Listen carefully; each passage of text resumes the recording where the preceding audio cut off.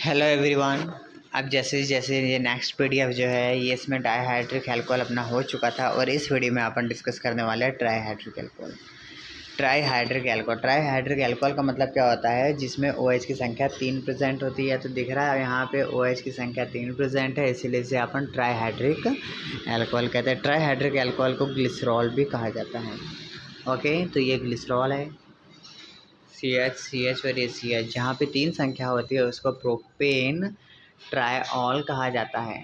ठीक है, इसके साथ अपन रिएक्शंस कराएंगे। ओके, इसके बाद यहाँ पे इसकी नेक्स्ट मेथड है जो ऑयल एंड फैट्स के अपन हाइड्रोलिसिस और HOH बोले तो सोडियम हाइड्रोक्साइड, दो कंपाउंड के साथ बनाएंगे अपन, है ना, जिसका सिमिलर पैटर्न होता है। यहाँ पे HOH के साथ रिएक्शंस कराएंगे अपन, है ना। तो ये H और OH इस तरीके से ब्रेक डाउन होके अपन H इसको दे देंगे और OH इधर ट्रांसफ़र कर देंगे। तो क्या जाएगा, ये OH पार्ट इससे जुड़ जाएगा और जो H पार्ट है इससे जुड़ जाएगा। तो इधर ये फैटी एसिड बना लेगा और इधर ये OH का पार्ट बना लेगा। ये इस तरीके से रिएक्शंस करेगा। इसके बाद नेक्स्ट है जो COOH के साथ रिएक्शंस करेगा, ये कंपाउंड के साथ रिएक्शंस करके बनाएगा। तो ये कंपाउंड के साथ रिएक्शंस करता है तो भी बनाता है।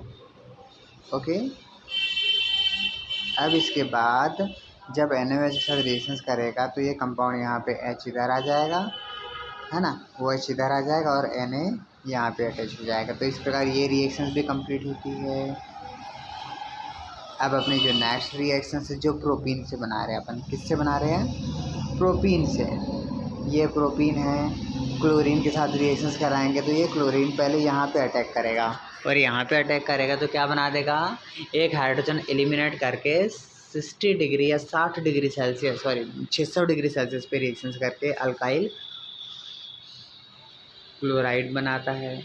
इसी प्रकार NaOH के साथ अपन रिएक्शंस करते हैं तो यह Na और ये Cl मिलके NaCl रिमूव होता है और OH सब्स्टिट्यूटेड हो जाता है।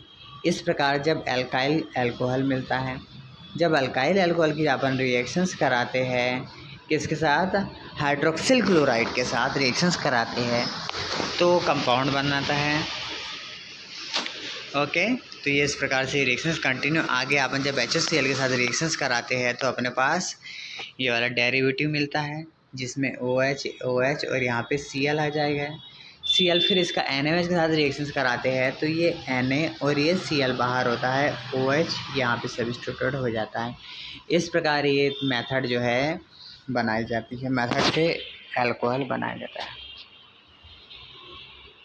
इसके बाद नेक्स्ट कंपाउंड जिससे बना रहे हैं अपन, प्रोपीन।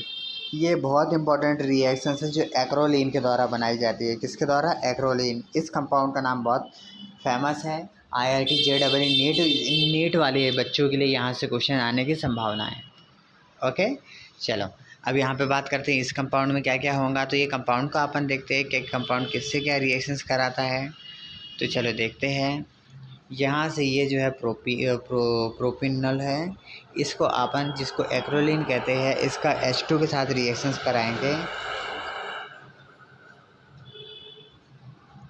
तो एक H इसको दे दिया जाता है और एक H O को दिया, तो यहाँ ये हाइड्रोक्सी ग्रुप में चेंज हो जाता है। इसके बाद OH मतलब तो हाइड्रोजन परऑक्साइड के साथ रिएक्शंस कराते हैं तो ये कंपाउंड बना लेता है।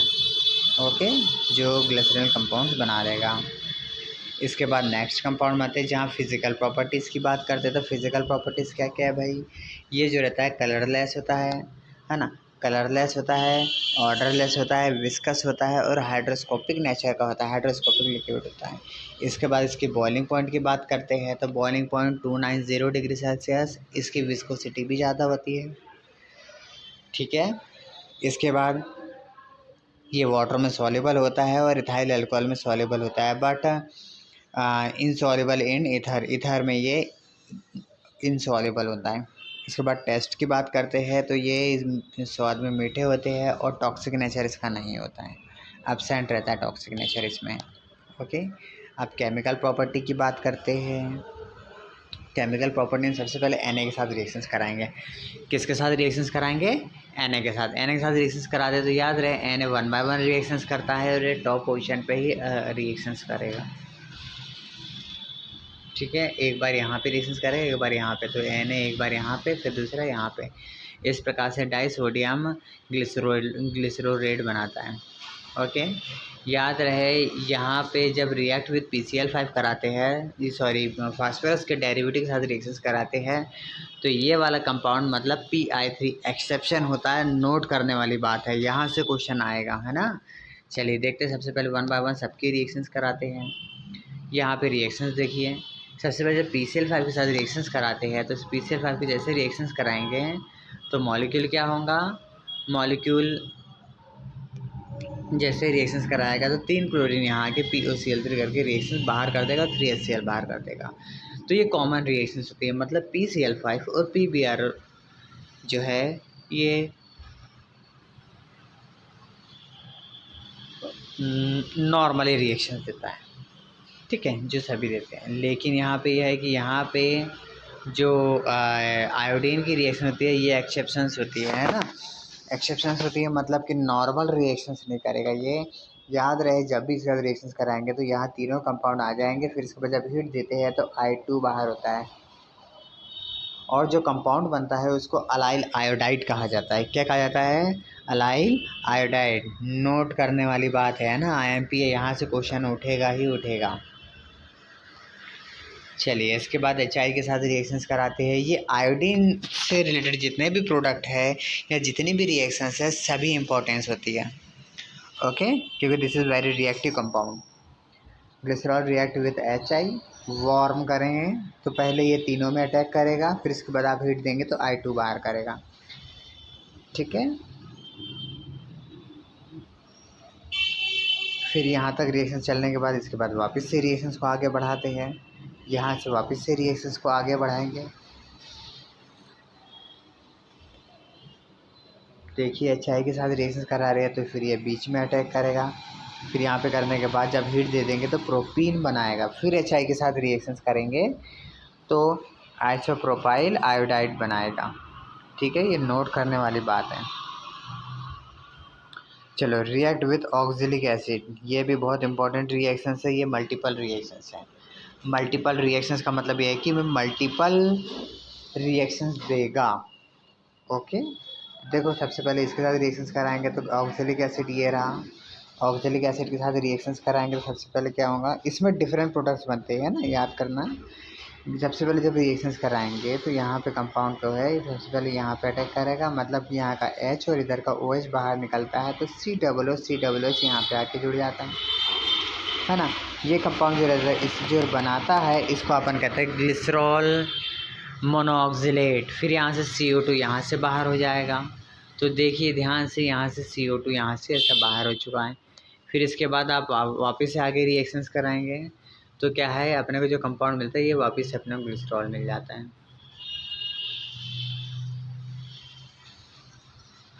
ओके। तो यहाँ एक रिएक्शन समापन होती है। फिर इसके बाद आगे बात करते हैं 260 डिग्री सेल्सियस पे अलाइल अल्कोहल की रिएक्शंस कराते हैं।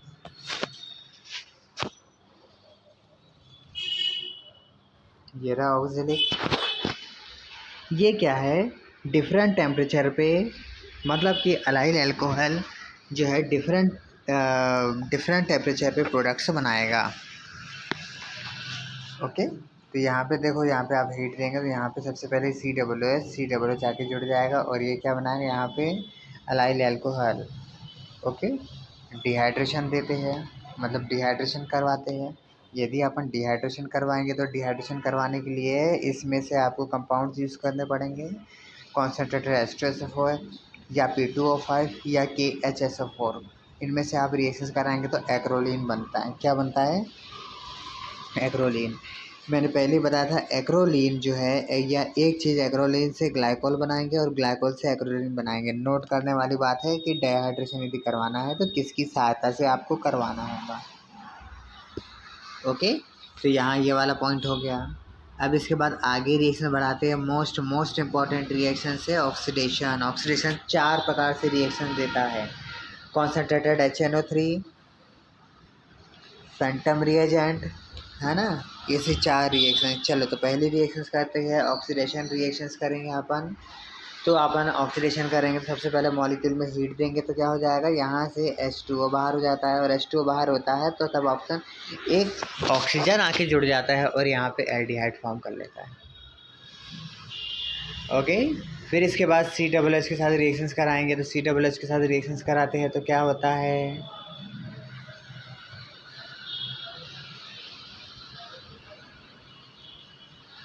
ऑक्सीजन के साथ रिएक्शंस कराएंगे तो फिर यहाँ पे COOH में चेंज हो जाएगा। नीचे भी फैंटोम रिएजेंट के साथ रिएक्शंस कराएंगे तो पहले ये एल्डिहाइड में चेंज होगा और उसके साथ डाईहाइड्रोक्सी एसीटोन में भी थोड़ा चेंजिंग देखने को मिलता है। इसके बाद KMnO4 के साथ रिएक्शंस कराएंगे। KMnO4 acetic acid dihydroxy acetone बनाता है, ओके। फिर एक्चुअली ये रिएक्शन ऐसे चल रही है, नोट करने वाली कहानी है ना। हाँ, फिर इसके बाद आगे चलते हैं, अपन देखते हैं कंपाउंड क्या बनेगा। यहाँ पे COOH करके बाहर कर देगा, फिर यहाँ पे CO अकेला बचेगा। ये कीटोनिक ग्रुप होता है, धीरे धीरे कंपाउंड CO2 में चेंज हो जाएगा। फोर्थ वाली रिएक्शन देखते हैं, HiO4 के साथ रिएक्शंस कराते हैं, मॉलिक्यूल को डायरेक्ट हीट कर देंगे तो फॉर्मेल्डिहाइड और फॉर्मिक एसिड बनाता है, ठीक है। अब रिएक्ट विद नाइट्रिक एसिड की बात करते हैं। नाइट्रिक एसिड के साथ रिएक्शंस कराएंगे तो HNO3 जो नाइट्रेशन कराता है, क्या है, ये नाइट्राइड बना रहे हैं। OH के 3 मॉलिक्यूल ले लेंगे, HNO3 के साथ रिएक्शंस कराएंगे, कॉन्सेंट्रेटेड H2SO4, यहाँ पे HNO3 OHNO3 ये जो बनाता है इसको बोलते हैं ट्राईग्लिसराइन TNG, है ना। यहाँ ये बनाता है जो डायनामाइट का फॉर्म, ये जो डायनामाइट बनाने में हेल्पफुल होता है। अब यहाँ पे कुछ इनकी थ्योरी पार्ट है तो इसको पढ़ते हैं, ये भी ज़रूरी है। डायनामाइट क्या होता है, डायनामाइट क्या था, mixture of TNG and glycerol, है ना। इनको यदि अपन मिला दिया जाए तो इसको क्या कहते हैं, इसको डायनामाइट कहते हैं। इसकी सबसे पहले अल्फ्रेड नोबल ने कोई 1867 में इसका डिस्कवर किया था, ठीक है। इसके बाद ब्लास्टिक जिलेटिन की बात करते हैं। ब्लास्टिक जिलेटिन क्या होता है, तो blasting gelatin mixture of glyceryl trinitrate और सेलुलोज नाइट्रेट यदि दोनों को मिला दिया जाए तो क्या ब्लास्टिक जिलेटिन मिलता है। ये सेलुलोज नाइट्रेट को गन कॉटन भी कहा जाता है। चलिए, इसके बाद कार्डेलाइट की बात करते हैं। It is obtain mixture glycerol nitrate with gun cotton, और उसमें थोड़ा सा वैसलीन मिला दिया जाता है। तो ये क्या होता है, ये जो एक्सप्लोसिव बनाता है इसको अपन स्मोकलेस एक्सप्लोसिव कहते हैं।